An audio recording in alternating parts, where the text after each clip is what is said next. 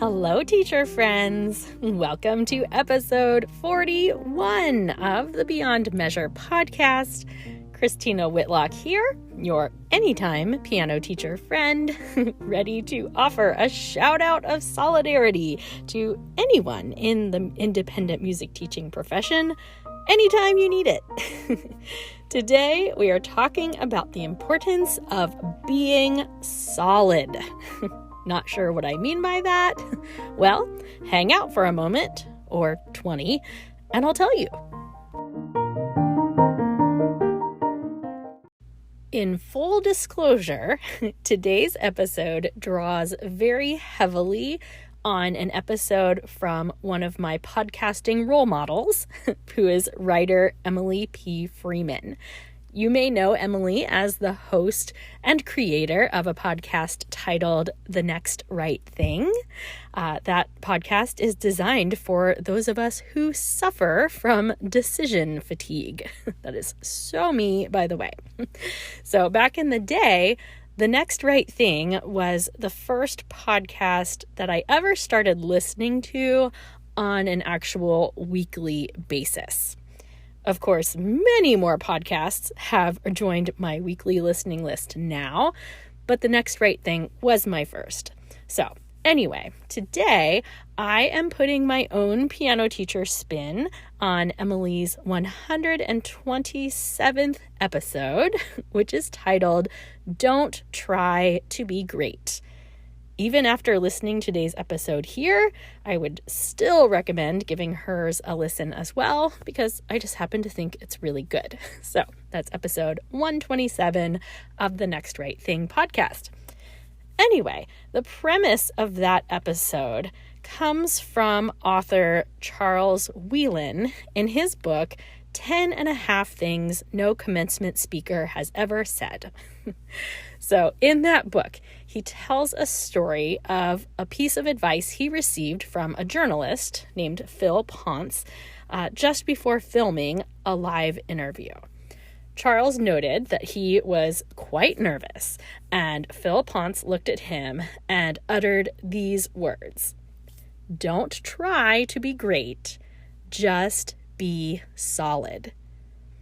Well, my friends, when I heard those words for the first time, don't try to be great, just be solid, I felt as though a huge spotlight had just been shined on a lifelong struggle that I never knew that I actually had. Wheelan goes on to say in his book that he knew how to be solid. He knew he could do that. He knew what he was talking about. It's that whole, trying to wow your audience that gets us in trouble.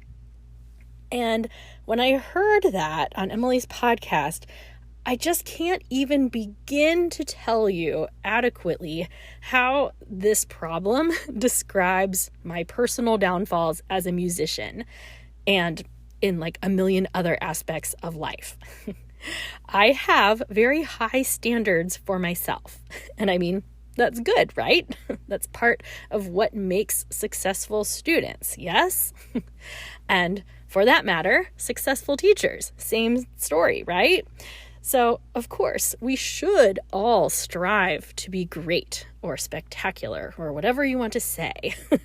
But how many times does our focus on being amazing distract from the very necessary step of just being solid? I am speaking largely from my own experience here today, but I do happen to know many musicians, as well as many educators, who struggle with this same thing.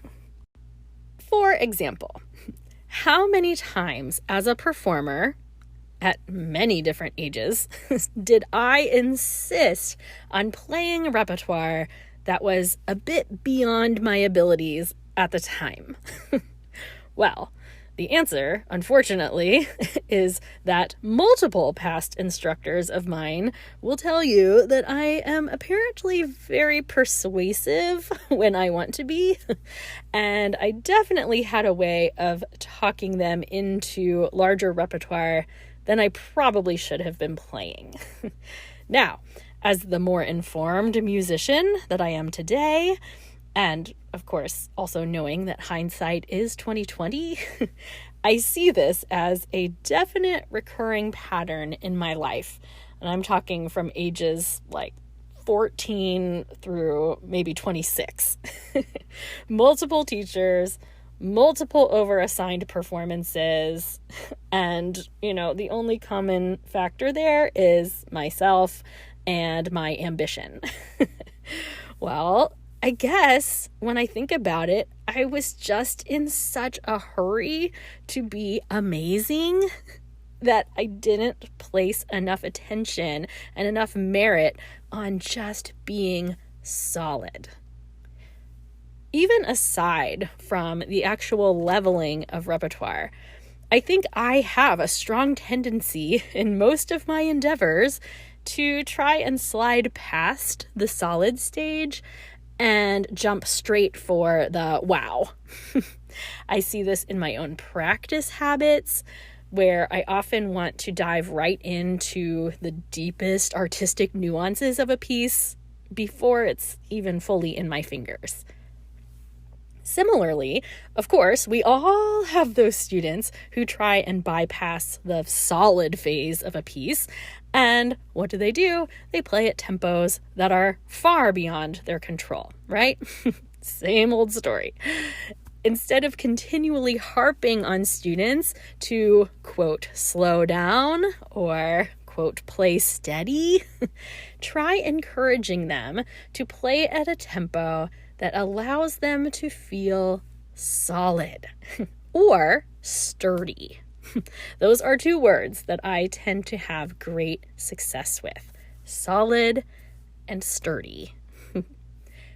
As performers, I believe that we all need to spend more time in phases that allow us to feel solid. Have you ever purposely performed a piece at a notably slower tempo just to experience what it feels like to nail everything you want? I was encouraged to do this in graduate school for a studio performance class, and I was mind blown at how good it actually felt. Our brains and our bodies respond very favorably to being able to say that we executed every single thing we'd hoped for, regardless of whether or not we were completely up to tempo or not. It feels good to do everything the way you wanted to do it. I'm sure I'm preaching to the choir here, of course, but if that's the case, I just want to add fuel to your fire today that encouraging our students to practice to a point where pieces feel stable is what we all need to do more often. It's like trying to deep clean your kitchen while there's still piles of junk all over the counters. You can't even get to what needs cleaning until you clear up the stuff.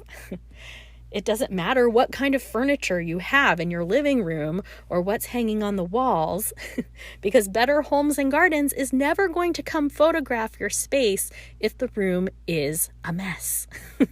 So, yes, musicians need this reminder. Whatever stage of the game you're in, I think we all need it. But now let's talk about teachers. Do you ever feel like you are so caught up in trying to be a notably impressive teacher that you get off track in your actual teaching? I happen to think this happens a lot. Friends, you should know by now that I absolutely love the variety of resources and materials that are available to us as music teachers. I love them, and I buy a lot of them. But it doesn't matter how many games you play, or how much technology you use, or how eloquent your studio policy is written, if you are not just solid in your approach to teaching. Have you ever found yourself beholden to a specific method series or a teaching philosophy? As in, even though you can sense this method is not working for the student sitting in front of you, you're also committed hook, line, and sinker to this particular methodology and you don't know what to do? Well, I've been there. Have you ever spent so much time trying to engage your students with activities and anecdotes and apps during their lesson that you ended up sending them home with little to no direction as to what they were supposed to do for the week? I've been there. Have you ever had a parent observing a lesson and you felt a compelling need to wow them with your amazingness? But maybe, just maybe, your way of throwing a bunch of new impressive things into the mix actually ended up deterring from the effectiveness of your usual teaching? I've been there.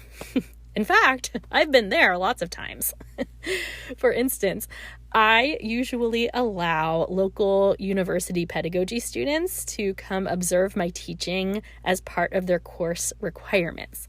So I know that I have caught myself on more than one occasion working way too hard to show them all of my innovative approaches and all of the engaging materials I use. And in doing that, I have completely failed in my mission to show them what a real lesson with me is actually like. See, in an attempt to prove my awesomeness, I neglected being solid. Just as Charles Wheelan said in my opening story today, of all things in life, I am actually incredibly confident in my ability to deliver solid piano lessons. I have worked hard to perfect that art. I have studied and observed and pondered and experimented, and I've come to a place where, even though I'm always learning, I do, in fact, feel like I know what goes into the execution of a solid music lesson. The question is, how many times do I veer off course just because I try a little too hard to be awesome? All suffice to say, the incredible number of activities and supplements that we have available to us as teachers in today's age, it's so beneficial to us, right? I am grateful for many, many, many, many of them. But if you are ever focused more on the next great piece of technology or the next publication by a certain composer or whatever it may be, if you are ever more focused on any one of those things, more than you are focused on the student sitting in front of you and the simple question of, hey, how can I make this person a better musician today? Well, I'm afraid you're in need of a refocus, my friend. I dare say you need to focus on being solid. Less attention on being fantastic, more focus on being solid. Solid is good. Of course, in the lesson setting, it should also be noted that any amount of excess attention you are giving to how others are perceiving you, whether it be obsessing over what your student thinks of you or what their family thinks of you, well, all of that attention is heading in the wrong direction. Your attention needs to be focused on your student and their musical progress. If you're busy thinking about you, well, I guess I'll borrow a quote from episode 24, where I used my husband's terrific Dr. Phil impression, "It ain't about you." The concept of seeking solid before spectacular can apply to many aspects of life. I see it in myself when I build presentations to give to other music teacher groups. Strange but true, little behind the scenes information for you here. I cannot build content for a session until I get my slideshow theme and overall visual aesthetic of the presentation established. Now, I don't know if that's really bad or not because it all works out in the end, but I do think it speaks to the fact that I often prioritize looking impressive before I'm even able just to build solid content. Again, fortunately, it all works out, but that part of my process just fascinates me a little bit. Anyway, before we get too off track, can we just all agree that it is so important for us as educators and as musicians to focus on being solid before we worry about being spectacular? Furthermore, can we agree this is a very important step to be reinforcing for our students? Think about this for a moment. Do you feel like your teachers growing up emphasized this need to be solid before you worried about being amazing? I would love to know your experiences and your thoughts on this exact topic. So please don't hesitate to send me a message this week and let me know if this resonates with you or if you vehemently disagree with me. That's fine too. But as we wrap up today, here is a toast from me to you.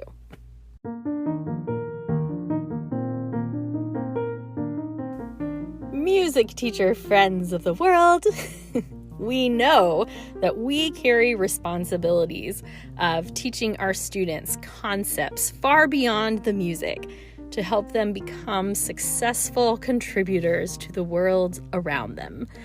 May none of us, as educators or as musicians ourselves, be tempted this week to sidestep the importance of being solid as we seek out higher descriptors. May we all look inside of ourselves and search for potential shortcomings, so when we seek to improve our efforts in this profession, we might truly improve the aspects that need it and not what doesn't. As the saying goes, if it ain't broke, don't fix it, right? And since I'm here using the word ain't, I'll offer up one more reminder that in the end, it ain't about us. It's about the students. Always. Cheers to you, my student-centered teacher friends. Hear, hear.